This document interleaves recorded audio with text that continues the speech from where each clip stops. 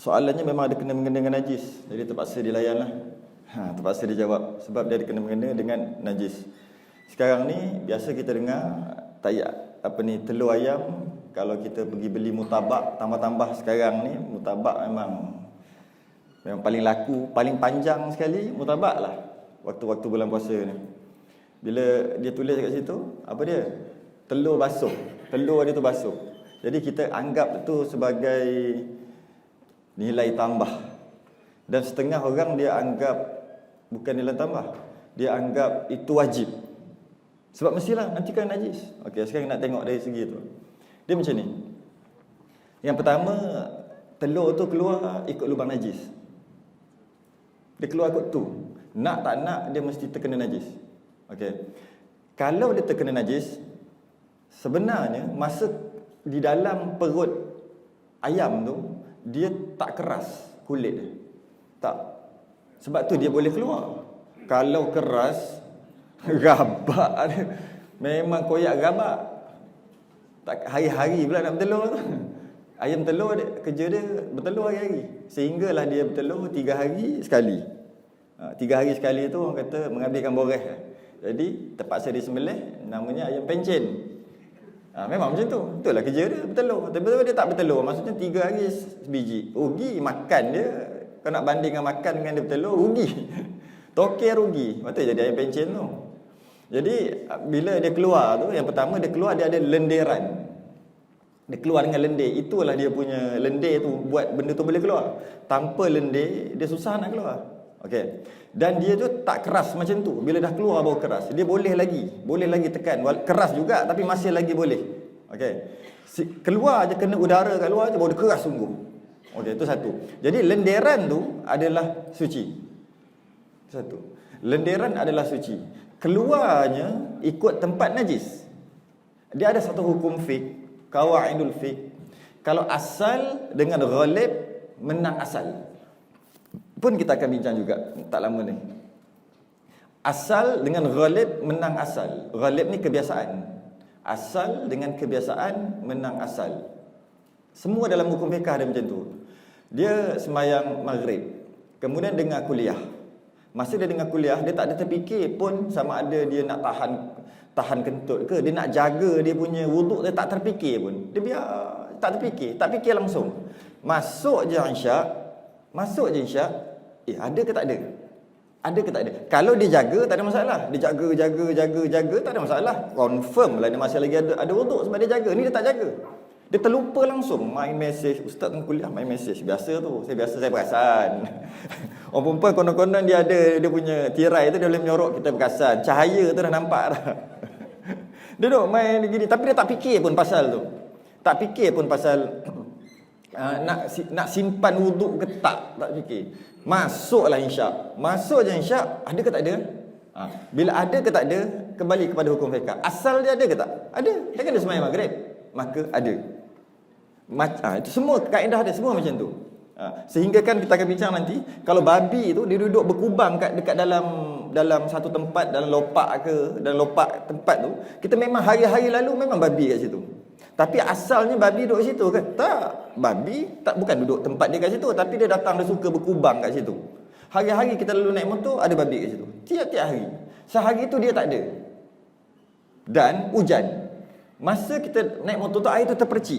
Adakah air tu mughallazah ataupun tidak? Air tu mutanajis. Air mughallazah mana ada? Air mutanajis ataupun tidak? Asalnya tanah, ada babi tak? Tak ada. Ghalibnya ada tak? Ghalib tu kebiasaan, tu ada kebiasaan. Asal dengan ghalib tetap menang asal juga. Walaupun 90%. Tak hari tu mungkin dia tak ada, kenapa tak tahu dia tak ada. Tapi biasanya ada bertahun-tahun. Jadi tu ghalib. Ghalib dulu 100 tahun tak ada babi kat situ. Maksudnya ghalib tu kebiasaan. Jadi kebiasaan lawan adat, menang adat, tak menang kebiasaan. Jadi dekat punggung tu dia akan keluar. Ghalibnya tempat keluar najis. Tapi asalnya telur tak ada najis. Asal telur tak ada, tapi tempat keluar dia tempat najis. Okey, bila keluar, tak wajib basuh. Tak wajib basuh. Kerana dia punya lendiran tu adalah suci. Okey, masa dia pun Okey, dia pun bergolek. Kan benda tu auto golek masuk ke dalam tempat dia golek. Tempat-tempat tu ada tak najis? Ada tak najis? Mesti ada. Ayam dia bukannya ada jamban, dia ikut dan. Jadi dia akan kena dekat semua. Ghalibnya memang ada kan? Ghalibnya ada. Golek sampai ke dalam bekas dia. Ambil bubuh kat dalam sarang tu. Sekarang ada tak? Tak ada. Tapi ghalibnya kena tak? Bukan ghalib lagi, boleh hampir-hampir boleh kata 99% akan kena najis. Walaupun macam tu, adat menang juga. Dengan maksud, ada najis tak? Tak ada najis. Boleh makan tanpa basuh. Tapi kalau ada najis, dah tak boleh kan? Tak ada kira lah, ada ghalib. Ada najis tu ada sikit. Ada dekat telur tu, ada sikit. Bila ada sikit, maka telur tu dah ada najis tu.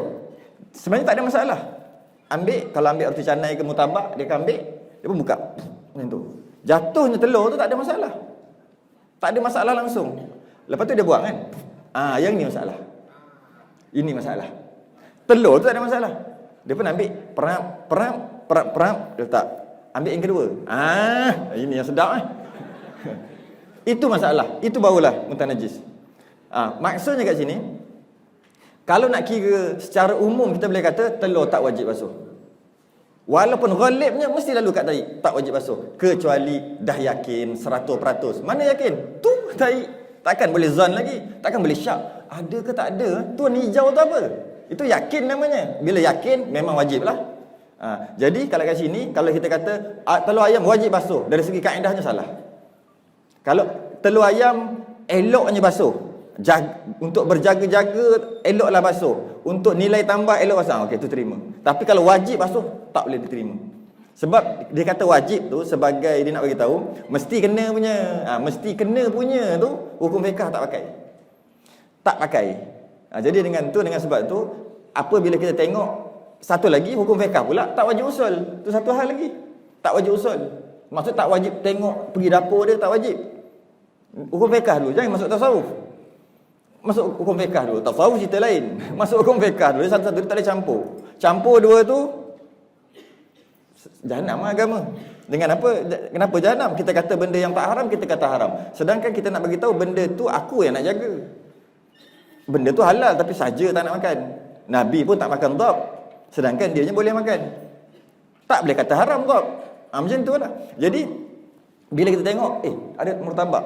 Tengok macam tak basuh ke telur. Yang ni basuh ke tak? Yang dah buat ni. Dia tengok kat situ ada najis, ada tahi. Mesti tak basuh juga. Tak ada mesti-mesti. Boleh makan. Kita nak tak nak tu tasawuf. Tu tasawuf kata, tak mau entah tu tak apa. Hukum fiqh tetap boleh. Boleh juga. Kecuali kita tengok, alamak. Dah pegang. Kita dah tahu. Apa yang dah mula tu, yang mana kita nampak tu, semua tak boleh dah tu. Semua tak boleh. Dia pecahkan pump, dia pegang minyak, bermutanajis lah habis semua. Tapi yang dah lepas-lepasnya, yang ada bertimbun tu, boleh makan hukum fiqh.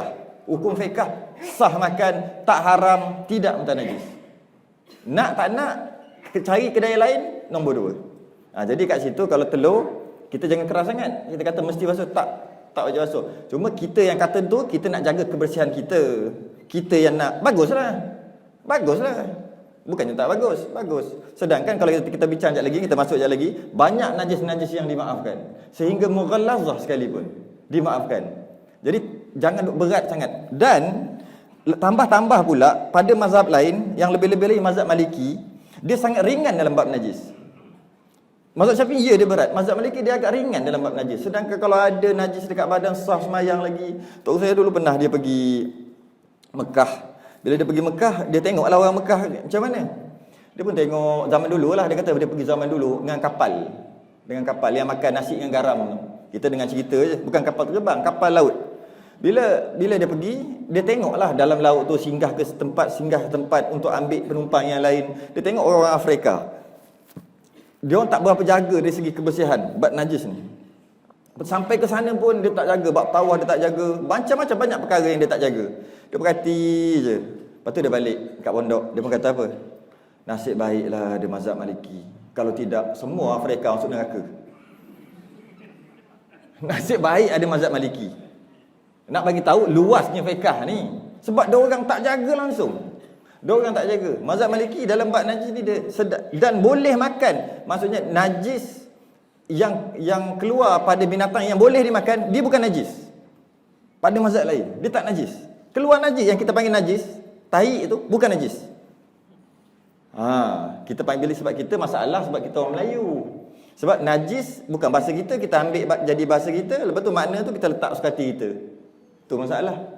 Jadi bila sebut najis tapi bukan najis, dia pening lah. Najis tapi bukan najis. Macam mana? Najis yang pertama dengan masuk Melayu. Najis yang kedua dengan masuk hukum syarak. Tai lah kot. Tai itu tak najis. Tai apa? Tai binatang yang boleh dimakan. Kalau sembelih boleh makan. Najis dia bukan najis. Tai dia bukan najis. Macam tu lah. Sebab tu orang boleh kata minum air kencing, unta apa semua tu kan, mazhab-mazhab yang lain. Jadi